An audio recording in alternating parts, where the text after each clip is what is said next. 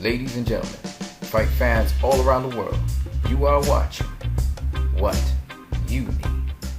This question was brought up by BoxingPhenom95. Shout out to BoxingPhenom95 for this question. We were in a discussion concerning Danny Garcia versus Robert Guerrero, and that the fact that they're actually in this boxing tournament that is established by the WBC at welterweight, but there's also another one at super welterweight for the vacant titles that Floyd Mayweather Jr. has vacated. First of all, shout out to 78 Sports TV because BoxingPhenom95 gave me the link to 78 Sports TV, who first covered this.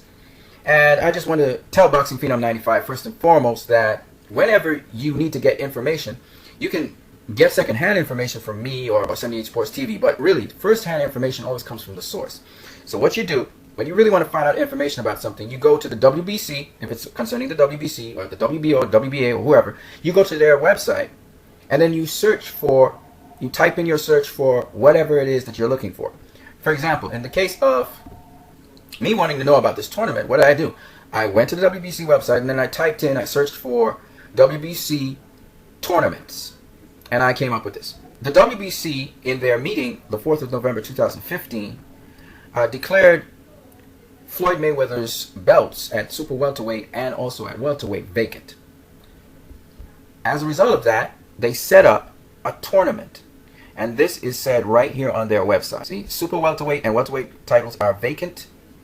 And then they go on to say that with Mayweather's recent retirement, both titles are now vacant. The WBC has ordered tournaments in both divisions to determine the world champions and will contact the representatives of the top-rated fighters in both divisions to determine their participants. The WBC is currently preparing the guidelines for the tournaments. So let's go into more detail about that. If you look, the WBC has, as you can see here, in the welterweight division, a vacancy for the champion. Now, what should have really happened is one of the following. Either the top contenders, which are the silver champion or the international champion, should have fought one another, or the number one fighter and the number two ranked fighter should have fought one another for this vacant belt. But because the WBC November 4th, they declared a tournament, that sort of negated that strategy. On November the 25th, the WBC announced that Danny Garcia versus Robert Guerrero is confirmed as part of the WBC welterweight tournament. And they also said that the WBC has also accepted the inclusion of the winner between Cesar Barrionuevo and Aziel Cosio to take part in the tournament. So apparently, whoever wins between those two, they also take part in that tournament. They also said here, once the process of confirmation of participants is finished, the format and guidelines will be presented. So basically, they just need to know that these guys are going to participate in the tournament. But not only them, there will be other participants. So let's just look at the rankings here to see other possible participants, because obviously the WBC has sent out invites for other members or other highly ranked members in the WBC to participate in this tournament. So when we look at the list of fighters here in terms of rankings, they probably contacted Amir Khan first, then Danny Garcia, etc., etc., etc. So you can see here some of the possible likely participants in this tournament are, we already know for certainty, Danny Garcia. Amir Khan is probably pursuing Manny Pacquiao or some other fighter, so that's probably why he's not even in the tournament. But he may be in the tournament, who knows?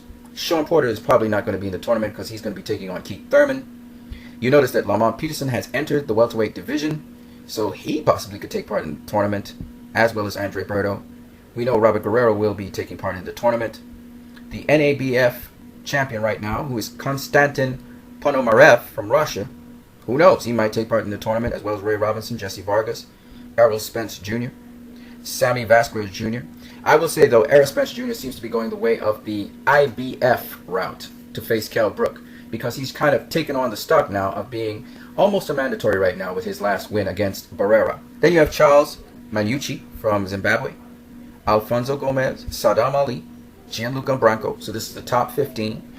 Then remember, we just mentioned two guys. One of the guys we mentioned was Cesar Barrionuevo. He's from Argentina. He's ranked number 19, and he's entering the tournament, possibly if he beats the number 29th ranked Aziel Cosio from Panama.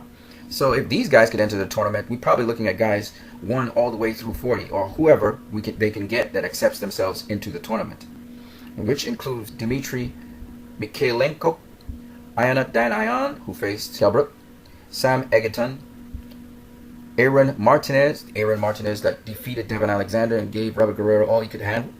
Seferino Rodriguez, Leonard Bundu, who faced Keith Thurman. Brad Sullivan, who is currently undefeated, and just recently he had a win over another opponent. Dusty Hernandez Harrison of America.